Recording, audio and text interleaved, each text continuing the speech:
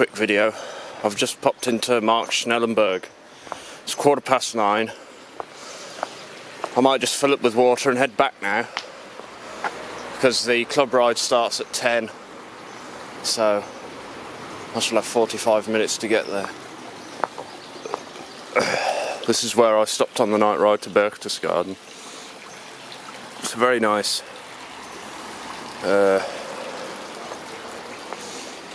spot. I'm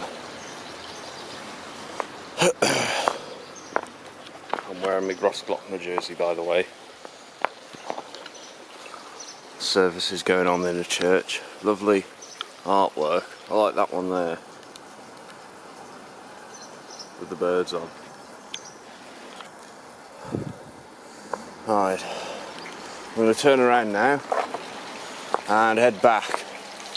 So that's it. And we'll speak in a bit. So, cheerio. This would be my 8th century of the year. That was us at the cafe. And then the group of us heading through the forest on the way to Burghausen.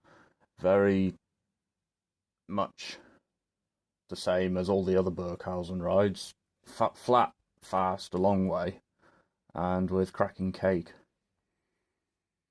I did a loop beforehand, as you've just seen me film from Markschnellenberg. That's the big war memorial / public fountain, and I love these fountains because you can just drink straight from them. That's the bird mural that I filmed on the Kelstein House ride, and there it is in sunshine, so you can see it better. There's the mountains that you can see behind you as you head out, and then in front of you as you come back from Burghausen. There's always a plane taking off from the airport. That's the first time I got a good picture of one. And then that's an extra loop I did for a couple of extra miles back after Burghausen. And the mountains by now are almost completely clear of snow.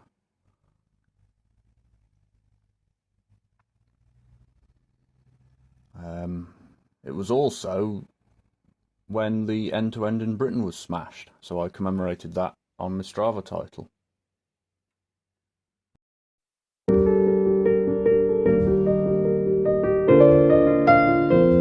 So I was very lucky with my contacts at the bike shop that they let me ride the brand new 3T13 gravel bike model, which I think the frame alone is about €5,000, and then the bits on it probably make it €6,000 or €7,000.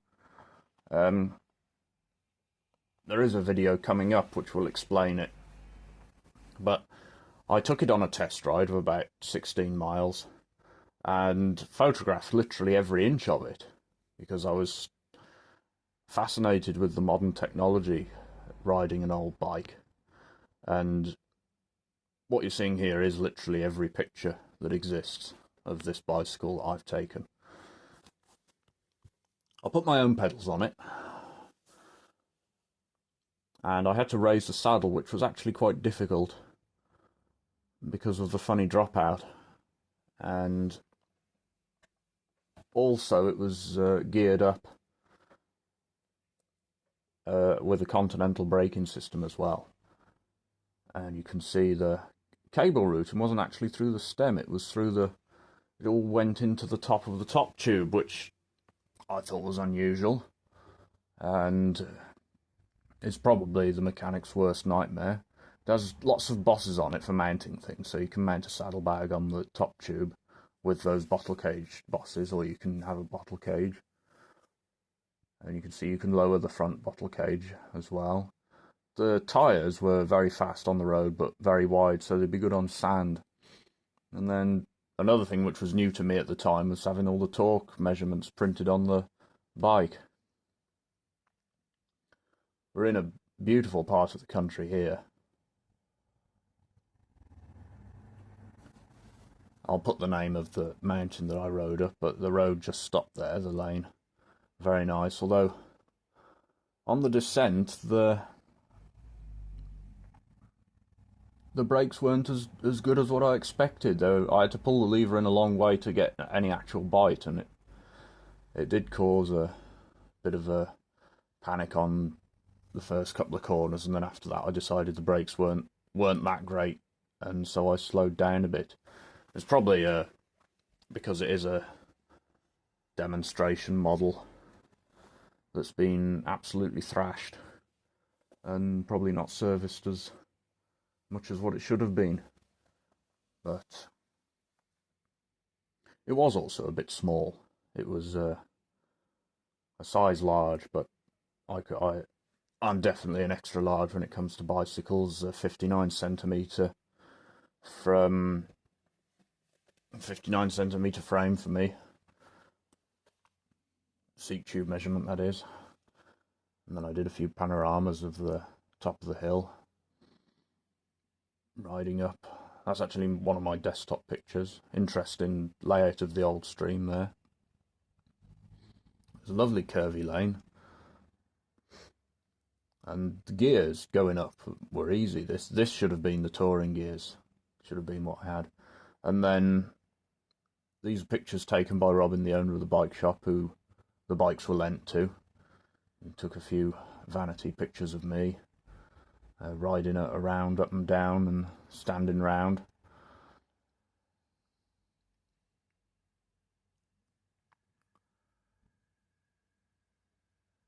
So it was a bit tricky with all the other people on the bike track, but we got everything eventually.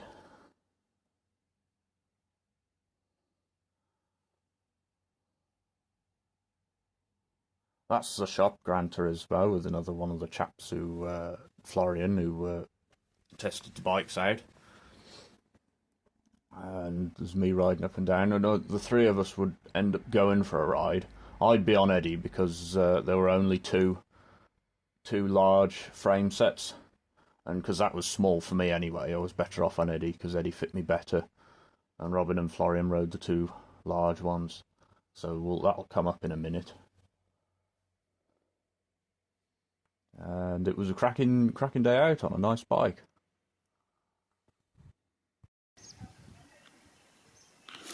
Right, afternoon. It's 10 to 5. I'm up on the top of Burghausen, which has been a good climb. I've come up from that direction, and there's some nice views downhill. I'm going to carry on this way down and see if there's a way down that way.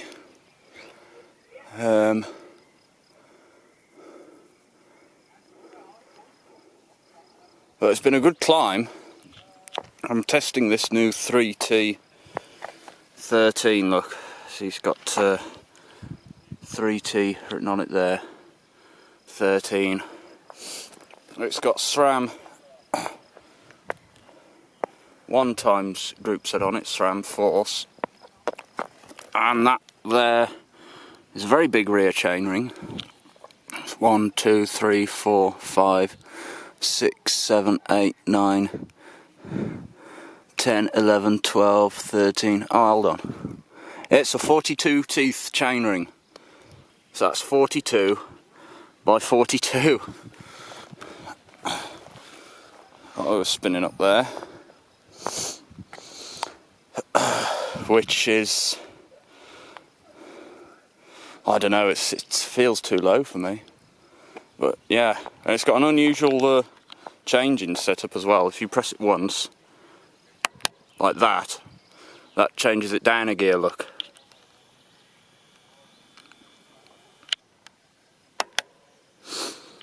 But if you push it in, changes it up a gear. So let's just drop it down a bit more.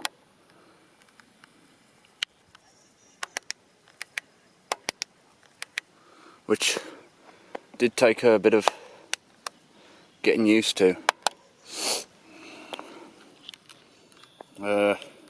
Strange seat post clamp as well, which makes it a bit awkward to adjust. But I think this has already been ridden. Hydraulic discs, which seem to come back quite a way before they do anything. But it's so light. I mean, it feels like I'm picking up a plastic milk bottle compared to Eddie. And the bars are very wide. This must be a fashion now. It does look... It's quite striking, all matte black, and with the chainstays as well, which are uneven. That's it, directly on, look. But it's 5 to 5 now, and I've got to be back before 6 because somebody else wants to have a go on it.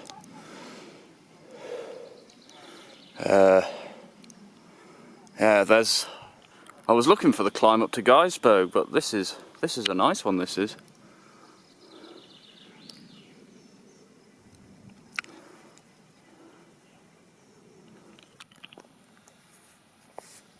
Yeah, very nice. Good disc brakes as well. I don't know what size they are. 130 millimeter. Oh, 160 millimeters. Blimey. And everything's got a number on it for torque.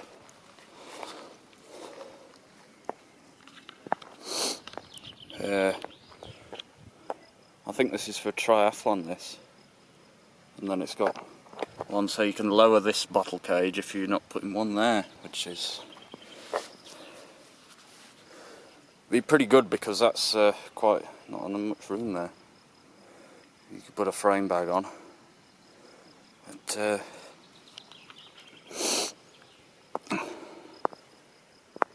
it did hurt the small of my back a bit coming up. I think that's because of the setup. It's sort of more... yeah.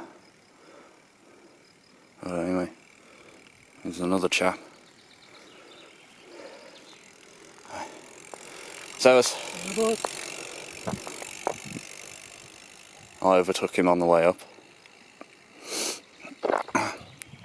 And I think these are 47mm tyres as well. So it'd be nice on the gravel. Nice. It's like a...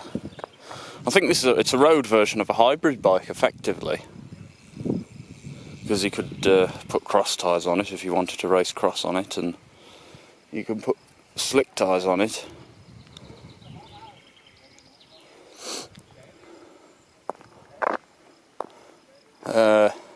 It's not a thing I'm entirely convinced by. I'd rather have a dedicated bike for each thing if I was going to race.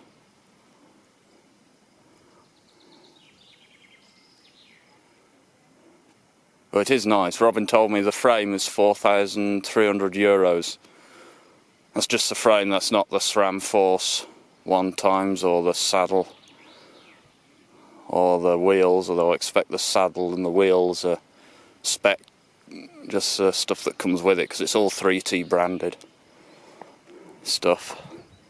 The pedals are my own.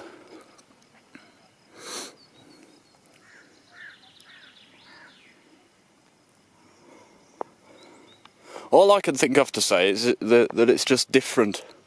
I can never really think, oh wow, I'm going to replace Eddie immediately, because Eddie does feel better still, but I think that's just because of the difference with it.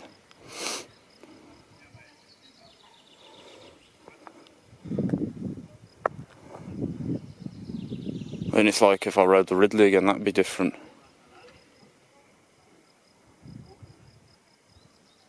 But the Ridley was nice to ride. But anyway. Those aren't birds on the top of Geisberg, they're paragliders. So we're going to descend now. We're going to take a couple of pictures.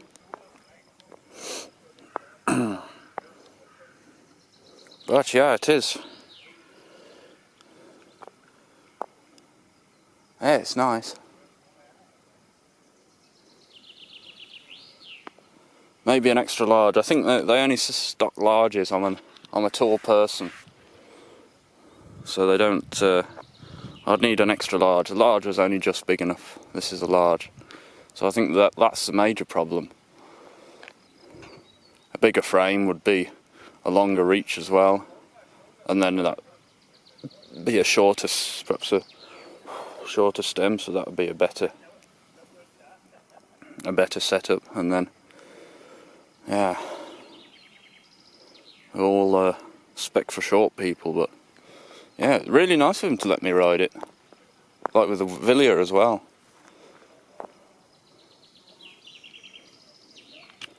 It is from the front. I'm gonna get off now though because of all the flies. Oh, I annoyed this bloke on a electric bike because he overtook me. I think he's on an electric bike and he likes to overtake people. But so he overtook me, and then I got on his wheel, and then he dropped down a gear and I dropped down a gear, and he really accelerated. I was keeping up with him, and then in the end I let the gap grow because he was pelting along, and this woman turned across him and he had to skid, and I had to brake a bit, and she shouted at him, and he sped off again. So I thought, oh, I'm not going to go and chase after him. Well, that'd be a nice place to live. You hear them talking there. You could just go for a walk across the field into the woods and stuff.